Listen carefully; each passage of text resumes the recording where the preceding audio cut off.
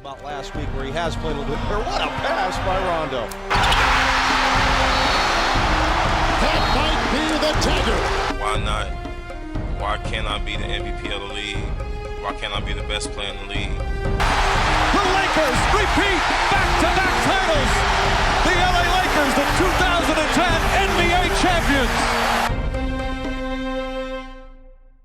The Wild Wild West, where 13 NBA champions have been produced since the year 2000, historically the stronger conference and often where the true NBA finals have taken place. This year's Western Conference was expected to conclude with the Battle of LA, and although the prospects of that are now looking less and less likely by the day, it would still be fascinating to go back into the last decade and see how we wound up here. In other words, how did we go from Kobe celebrating a title in a Lakers jersey at the top of the decade to possibly expecting to see LeBron James celebrating one in the same threads? This will be an in-depth look at the Western Conference over the last 10 years, which no doubt has taken tons of skill to navigate through. And if you're currently looking to pick up a new skill, why not give Skillshare a shot? Shout out to Skillshare for sponsoring today's video. Skillshare is the perfect online learning community where millions of creatives come together to take their next step in their creative journey. Thousands of different classes are offered on the platform for you to learn anything you could think of: illustration, photography, video, design. If you're curious about it, it's likely on Skillshare. With everything going on right now, it's very understandable if you're uncertain about what comes next. But if you're up to it, Skillshare can offer some very creative challenges that'll help you set goals and just give you some structure so you can feel a sense of accomplishment and even come out with a new skill. With the unexpected break, you see so many people going to streaming, and if that's intimidating or you're not sure where to start, there's a fairly simple class that can get you right on your way. Or the most common question I have ever received in my DMs: how do I start a YouTube channel? I couldn't think of a more perfect time than right now to pick up some basic video editing skills, and they have a class for that. I've always needed some pointers on how to actually film with a real camera, and I've learned how to do so on a budget with the class by Christopher Rhodes. Skillshare is all about learning, there are no ads, and it's less than $10 a month with an annual subscription. The first 1,000 of my subscribers to click on the link in the comment section and description will get a 2-month free trial of premium membership so you can explore your creativity. There's a lot of downtime right now, so if you're comfortable enough, it's a perfect time to take advantage of Skillshare. The 2010 Western Conference was ironically maybe the strongest we'd see the conference throughout the decade. It presented 8 50-win teams, yes. Every team that made the playoffs here was a 50-win team, and merely 3 games separated the first seed from the A seed. Now, no, this does not mean that the Kobe and Gasol Lakers were running any real risk of not making the playoffs, as the 9th seed were the 42-win Houston Rockets and they were far out of the playoffs. Still, worth mentioning that 42-40 record for Houston would have placed them 8th in the Eastern Conference. As a matter of fact, only 4 Eastern teams would have qualified for the Western Conference playoffs. This was the tail end of the Lakers' run through the Western Conference, as it'd be the last time they'd appear in the NBA Finals, but it was the 3rd straight time they'd do so. The Dallas Mavericks were such a pleasant surprise in the 2011 NBA Finals that you wouldn't even know they were 2nd seed in 2010. The Suns were still running Nash and Amari, but it'd be their last year and the core looked much different than it did when we actually expected them to go far. The Nuggets were in their last phase of the Carmelo Anthony era. The Boozer and Williams duo was seeing its last days. Brandon Roy was hanging on to the eroding Portland core on his last threads. The Spurs still look like the Spurs, and although they'd won 50 games due to conference rules, division rules specifically, they were near the bottom of the Western Conference. They placed 7th, and to round things out, the Oklahoma City Thunder clearly had next, as they had one of the fastest rising cores in the NBA, 50 wins in 2010 compared to just 23 in the previous season. However, despite the strength of these teams, it was pretty well understood that there were maybe 3 real contenders max. You could have imagined the Spurs, Lakers, or Mavericks all advancing to the finals, but anything beyond that, it would have been a jaw-dropper. So the Lakers would go on to put a cap on their amazing 3-year run after just narrowly escaping the Oklahoma City Thunder. Could have easily been a 7-game series, beating the Suns in the Western Conference Finals, which despite it going 6, we still could not have seen the Suns beating them back then. It was really weird that it was them there and not the Mavericks. And then of course the crowning achievement, getting revenge on the Boston Celtics in 7, and it remains one of the most competitive NBA Finals series ever. Yet things would change almost immediately. That would be the last we would see of the Lakers in the NBA Finals to this day, and it was also Kobe and Gasol's last hurrah. Of course, with 2010 being one of the most stacked free agency classes ever, a lot of teams were affected, but in the West, the Suns were the only team that really saw a seismic shift, as they lost Amari Stoudemire to the New York Knicks, so instead of going to the Western Conference Finals, they had to settle for a 10th seed. And other than that, there weren't a ton of shifts, because you gotta remember, at the time we did not think the Lakers were done. They had been to the finals 3 straight times, but they had only won 2 straight. Phil Jackson was known for winning his titles in 3, so we spent most of that year waiting for a Celtics and Lakers rematch. And as such, they didn't show any real signs of completely falling off until that series against the Mavericks, which we will get to. And aiding the Mavericks in being able to win that series was a very under the radar move during the summer of 2010 when the Mavericks Mavericks acquired Tyson Chandler from the Bobcats. In a summer with so many names switching area codes, that was possibly the most important now that we know what happened at the end of 2011. During the regular season, the Lakers won a total of 57 games, which was only good enough for second seed this time, and they were overtaken by the 61-win Spurs, who routinely would just retool around the core. The Mavericks had actually traded for Caron Butler in the 2010 season, which gave a lot of people the thought that that was the year they were going to make the NBA Finals. Yet in 2011, they were third seed, 57 wins, and they lost Caron Butler mid-season. The biggest change here in terms of a balance of power were the Oklahoma City Thunder entering the 4th seed and officially becoming contenders in the Western Conference, and not just some upstart team that you could see doing well in the future. They also exchanged Jeff Green for Kendrick Perkins, and although that doesn't sound big, Perkins was definitely a defensive upgrade at the center spot and helped play a role in making them legitimate. The Denver Nuggets severed ties with Carmelo Anthony mid-season after he declared that he didn't think he could win a championship there. It had been long known that him, Chris Paul, Dwight Howard, players of that nature were looking at maybe teaming up in free agency. The Knicks went ahead and pulled the trigger instead of just waiting for free agency, and that probably worked out a little bit better for the Nuggets at the time, as they still wound up winning 50 games and they had a really solid core of pieces. They wouldn't be recognized as contenders that year, but sending Carmelo Anthony to the East was a big change for the conference. And behind them, you had your regular assortment of teams at the tail of the Western Conference, like the Blazers, who were really about to let go of Brandon Roy. As a matter of fact, this was the year in the playoffs that he had his last hurrah. The Hornets would make it one more time under the tutelage of Chris Paul, and it was becoming increasingly apparent that he was going to leave in free agency or get a trade. And then at the 8th seed, you had the Grit and Grind Grizzlies, who were making a name for themselves. Along with the Suns falling out, you would also see a massive drop-off from the Utah Jazz, who again did not have Carlos Boozer, and as to not be stuck in no man's land, would proceed to trade Darren Williams to the New Jersey Nets. The playoffs that year would see the official changing of the guard, as the Los Angeles Lakers would go out in the second round to the Dallas Mavericks despite having home court advantage. The important part there being that they were swept.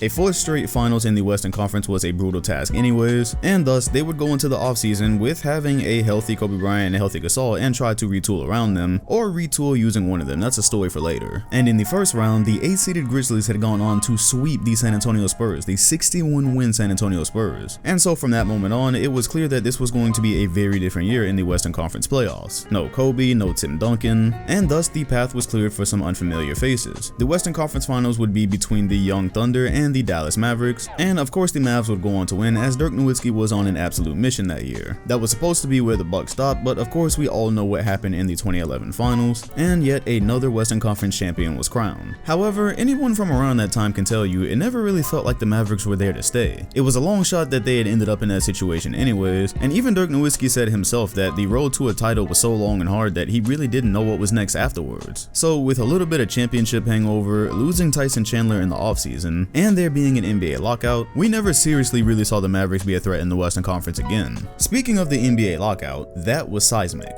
As discussed earlier, Chris Paul had made it clear that he was going to be moving on to better things, and one of the first things to happen once business resumed in December was him being traded to the Los Angeles Lakers. The Lakers had decided after 4 seasons with Pau Gasol that if they wanted to extend the longevity of this run, it was going to need a breath of fresh air, and getting Kobe Bryant, a superstar point guard in the backcourt, was apparently the direction they were going. Of course, we'll never have a clue how the Western Conference would have looked if that trade had been allowed to commence, but I have an entire video on why that didn't happen. You can check that out. We're not going to spend 20 minutes explaining it here. And instead of Chris Paul being traded to the Lakers, he is sent across the hall to the Clippers. The Clippers had an exciting star with Blake Griffin and a very athletic center in DeAndre Jordan, so immediately a highlight factory was born in the imagination of all NBA fans. And of course the Clippers were going to be relevant for one of the only times in their history. Meanwhile, the Lakers would have to settle for just retooling with some support pieces, but an underrated loss was trading Lamar Odom to the Dallas Mavericks for an $8.9 million trade exception, as well as a protected first-round pick. Odom was a very important piece to their runs, but he was so hurt by being included in the trade for Chris Paul that the Lakers still had to find a way to deal him. The Mavericks were the defending champions, and Rick Carlisle was very excited by the prospect of having Dirk Nowitzki, Sean Marion, and Odom, saying that they may have had the best forward trio in the league. Unfortunately, Odom would go on to later say he thought that trade from the Lakers ended his career because there was a lot going on in his personal life aside from being traded from the franchise and team that he loved. So the Mavericks did not benefit from that trade like they hoped to, and for the Lakers, they also lost Phil Jackson.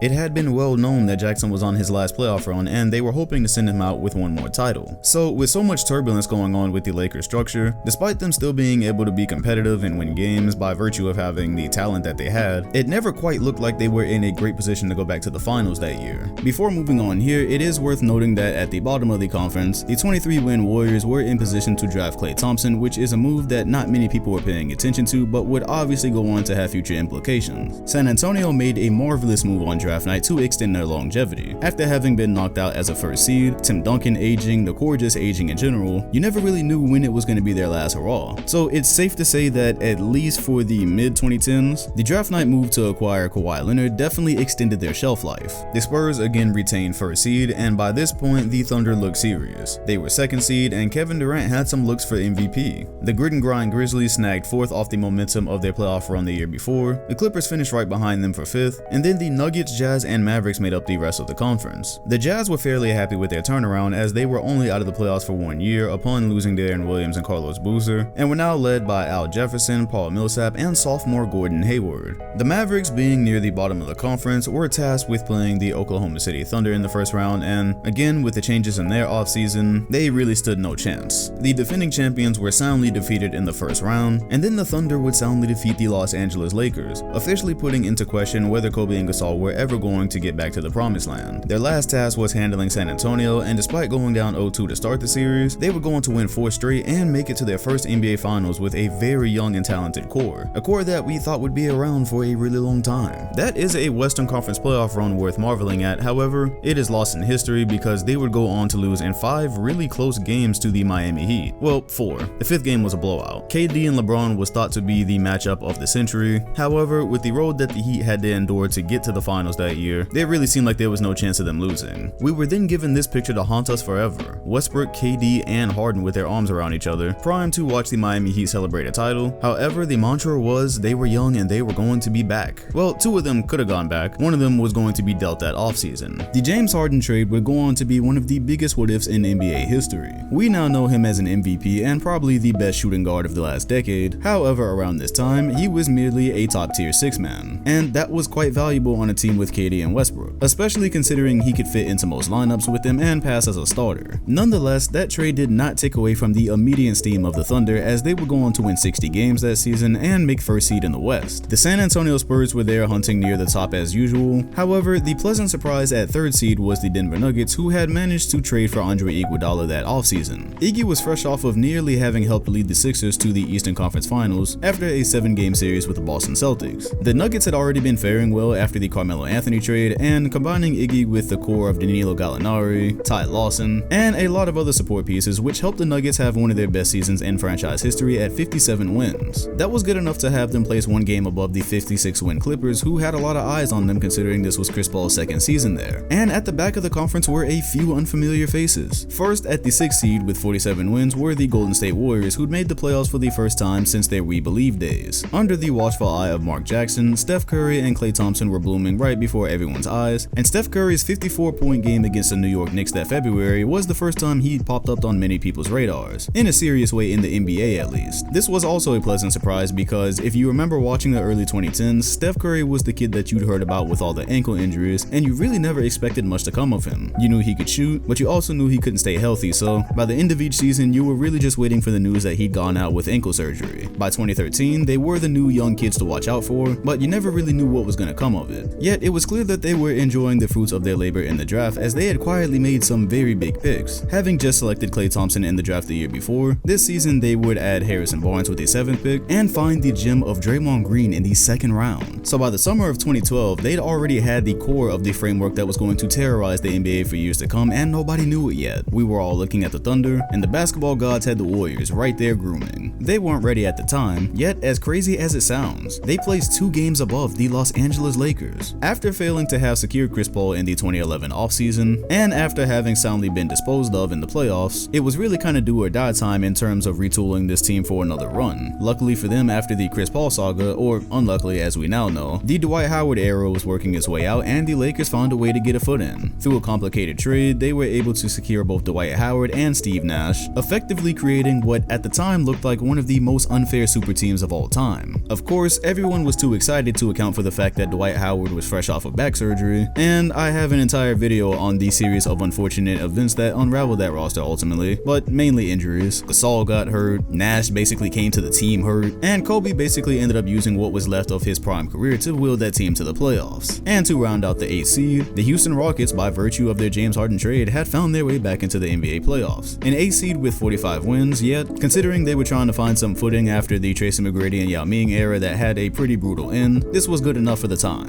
The playoffs that would ensue had some pretty hefty implications on the conference. The Lakers would go on to be swept by the Spurs in a brutal fashion, which was pretty predictable being that Kobe Bryant was out and the team had a pretty hectic season anyways. It would end accordingly, as Dwight Howard could be seen yelling something to Mitch Kupchak on his way to the tunnel, which pretty much left the idea in most people's heads that he was not going to return. That was the risk the Lakers took by signing him because he only had 1 year left on his contract. However, nobody could have foreseen a Kobe, Gasol, and Howard trio, yet alone a 4-player dynamic involving Steve Nash failing the way it did. It was a gamble that would have made no sense not to take considering Kobe and Gasol's age. The first-seeded Thunder would dispose of James Harden's Rockets in the first round, yet it came at the price of Russell Westbrook. After colliding knees with Patrick Beverley, he would miss the remainder of the playoffs, and without James Harden actually being on the team as a result of that trade, even if they had have gotten past the second round, it was nearly impossible to imagine them winning a championship. A rarely remembered fact about the Denver Nuggets and Golden State series is shortly before the playoffs, Danilo Gallinari had torn his ACL. So heading into that series with the Warriors, who were the lower seed, they were terribly outgunned and lost in 6 as such. This set up a second round series between the Warriors and the Spurs, where they would go on to take the eventual conference champions to 6 games, which marked the first time that anybody had considered the Splash Bros a serious threat. What they accomplished during the regular season was cute, but pushing the Spurs the way they did, nearly winning both of their first home games, that was a closer call for San Antonio than most people remember, and it would have some very serious implications for the future. The Grizzlies were able to knock off the Thunder in the second round by virtue of Westbrook being hurt and them being a good team, no credit taken. However, they ran into the Spurs in the conference finals and were predictably swept. So after 6 long years, the Spurs would return to the NBA finals, and from that perspective, it didn't look like much had changed. This was not a very different Spurs team in that they still had the same coach and the same core. It was just how they had built around the core, plus having a promising young player in Kawhi Leonard. However, the Spurs would go on to lose a series that they practically had won in brutal fashion. Missed free throws, Ray Allen 3, LeBron James dominance, and back-to-back titles for the Miami Heat. So when we continue this in-depth look at the Western Conference, we examine how the San Antonio Spurs wound up salvaging their dynasty just in the nick of time as a new dynasty would emerge and change the rest of the 2010s. As for better or for worse, 2014 would go down as the last season anyone else would have a shot in the Western Conference.